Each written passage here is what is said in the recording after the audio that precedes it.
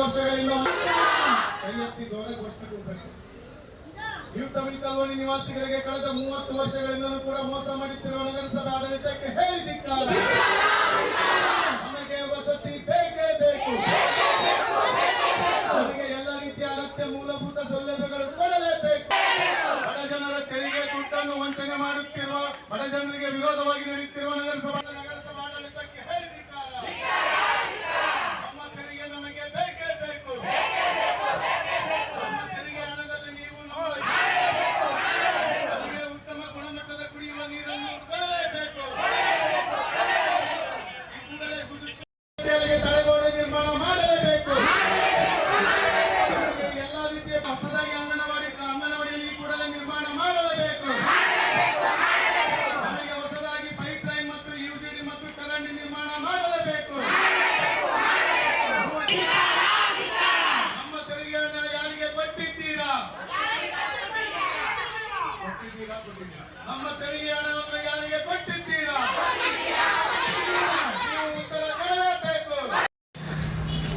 ಇವತ್ತೇನು ನಮ್ಮ ನ್ಯೂ ತಮಿಳು ಕಾಲೋನಿಯ ಜನರು ತಮ್ಮ ಏರಿಯಾದಿಂದನೇ ತಮ್ಮ ಬ್ಯಾನರ್ಗಳನ್ನ ಹಿಡಿದು ಆ ಬ್ಯಾನರ್ಗಳಲ್ಲಿ ಅವರ ಏರಿಯಾದ ಒಂದು ಚಿತ್ರಣವನ್ನ ಹಾಕಿ ಇವತ್ತು ಮಂಡ್ಯದ ನಾಗರಿಕರ ಮುಂದೆ ಪ್ರಮುಖ ಬೀದಿಗಳಲ್ಲಿ ಮೆರವಣಿಗೆ ಮಾಡ್ತಾ ಅವರ ಹಕ್ಕುಗಳನ್ನ, ಅವರ ಸಮಸ್ಯೆಗಳನ್ನ ಸ್ಥಳೀಯ ಆಡಳಿತವಾದ ನಗರಸಭೆ ಮುಂದೆ ಇಡಲಿಕ್ಕೆ ಇವತ್ತು ಬಂದು ಇಲ್ಲಿ ಕುಳಿತಿದ್ದೀವಿ.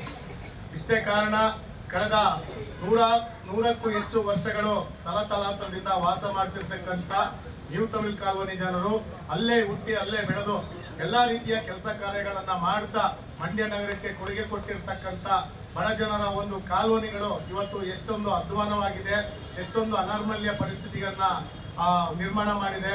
ಯಾವ ರೀತಿ ಕೂಡ ಅಭಿವೃದ್ಧಿ ಕಾಣದಂತಾನೆ, ಯಾರು ಕೂಡ ಅಭಿವೃದ್ಧಿ ಮಾಡದಂತಾನೆ ಅವ್ರು ಕಟ್ಟುವಂತ ಒಂದು ತೆರಿಗೆ ಹಣ ಪೋಲಾಗಿ ಅವರಿಗೆ ಸಿಗಬೇಕಾದಂತ ಸಂವಿಧಾನಬದ್ಧ ಹಕ್ಕುಗಳು ಇವತ್ತು ಸಿಗದೇ ಅವರು ವಂಚಿತರಾಗಿ ಇವತ್ತು ಹೋರಾಟ ಮಾಡ್ತಾ ಇದ್ದಾರೆ ನಗರಸಭೆ ಮುಂದೆ.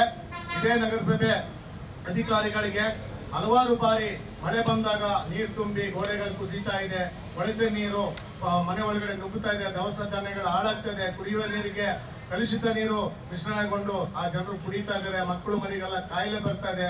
ಇಂಥ ಅನೇಕ ವಿಚಾರಗಳನ್ನ ಇಟ್ಟು ಅವರಿಗೆ ಫೋಟೋಗಳ ಮೂಲಕ ನಾವು ಮಾಹಿತಿ ಕೊಟ್ಟಿದ್ರು ಕೂಡ ಕಣ್ಣು ಕಾಣದಂತೆನೆ, ಕಿವಿನೂ ಕೇಳಿಸ್ಕೊಳ್ದಂತೆನೆ ಬಾಯಿ ಮುಚ್ಕೊಂಡು ಮೌನವಾಗಿ ಕುಂತಿರುವಂತದನ್ನ ಇವತ್ತು ನಾವು ಪ್ರಶ್ನೆ ಮಾಡ್ಲಿಕ್ಕೆ ಬಂದಿದ್ದೀವಿ.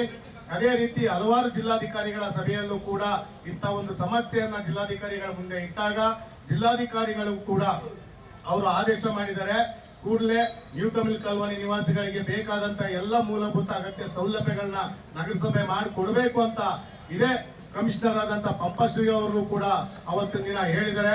ಅದ ಆದೇಶದ ಪ್ರತಿನೂ ಕೂಡ ನಾವು ಇವತ್ತು ಇಲ್ಲಿ ತಂದಿದ್ದೀವಿ. ಆ ಆದೇಶದ ಪ್ರತಿಗೆ ಅವರು ಉತ್ತರ ಕೊಡಬೇಕು. ಒಂದು ಜಿಲ್ಲಾಧಿಕಾರಿಗಳ ಆದೇಶವನ್ನೇ ಅವರು ಉಲ್ಲಂಘನೆ ಮಾಡ್ತಾರಂದ್ರೆ ಬಡ ಜನರಿಗೆ ನಿಜವಾಗ್ಲೂ ಇವರು ನ್ಯಾಯ ಕೊಡ್ತಾರ ಅನ್ನುವಂತ ನಮಗೆ ಒಂದು ನಿರಾಶೆ ಮೂಡಿದೆ. ಈ ನಿರಾಶೆಯನ್ನ ಹುಸಿಗೊಳಿಸಬೇಕಾದ್ರೆ ತಕ್ಷಣ ನಗರಸಭೆ ಎಚ್ಚೆತ್ಕೊಂಡು ನಮಗೆ ಇಷ್ಟು ವರ್ಷಗಳಿಂದ ಮೋಸ ಮಾಡಿ ನಮ್ಮ ತೆರಿಗೆ ಹಣವನ್ನ ಲೂಟಿ ಮಾಡಿ ಬೇರೆ ಬೇರೆ ಯಾವುದೋ ಕಾಮಗಾರಿಗಳಿಗೆ ವೆಚ್ಚ ಮಾಡದೇ ಮಾಡ್ತಿರುವಂತದನ್ನ ಖಂಡಿಸ್ತಾ ಈಗ ನಮ್ಗೆ ತಕ್ಷಣ ಮೂಲಭೂತ ಸೌಲಭ್ಯಗಳಾದ ಉತ್ತಮ ಕಾಂಕ್ರೀಟ್ ರಸ್ತೆ, ಉತ್ತಮವಾದಂತ ಹೊಸ ಕಾಂಕ್ರೀಟ್ ಮೋರಿ ಮತ್ತು ಯುಜಿಡಿ ಮತ್ತು ಹಾಗೆ ಕುಡಿಯುವ ನೀರಿನ ಪೈಪ್ ಲೈನ್ ಮತ್ತು ಬೀದಿ ದೀಪಗಳು ಇವೆಲ್ಲವೂ ಸೇರಿದಂತೆ ಅಭಿವೃದ್ಧಿ ಪಡಿಸೋದಿಕ್ಕೆ ಈ ಕೂಡಲೇ ಟೆಂಡರ್ ಕರಿಬೇಕು.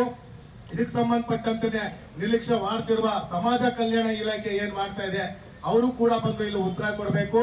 ಹಾಗೇನೆ ನಮ್ಗೆ ಏನು ಈ ಮಾನವ ಹಕ್ಕುಗಳ ಉಲ್ಲಂಘನೆ ಆಗ್ತಾ ಇದೆಯೋ ಈ ಹಕ್ಕುಗಳ ಉಲ್ಲಂಘನೆ ವಿಚಾರವಾಗಿ ಮಾನವ ಹಕ್ಕುಗಳ ಆಯೋಗಕ್ಕೂ ಕೂಡ ನಾವು ಒಂದು ಪತ್ರವನ್ನ ಬರೀತೀವಿ.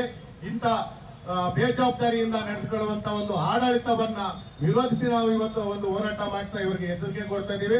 ಇವತ್ತು ಅವ್ರ ಸ್ಥಳಕ್ಕೆ ಬರಬೇಕು. ಇವತ್ತು ಇತ್ಯರ್ಥ ಆಗೋ ತನಕ ನಾವ್ ಇಲ್ಲಿಂದ ಎದ್ದು ಹೋಗೋದಿಲ್ಲ ಅನ್ನುವಂತ ಒಂದು ಶಬ್ದವನ್ನ ಈ ನಗರಸಭೆಗೆ ಎಚ್ಚರಿಸ್ತಾ ನಾವ್ ಇಲ್ಲಿ ಕೊಡ್ತಿದ್ದೀವಿ.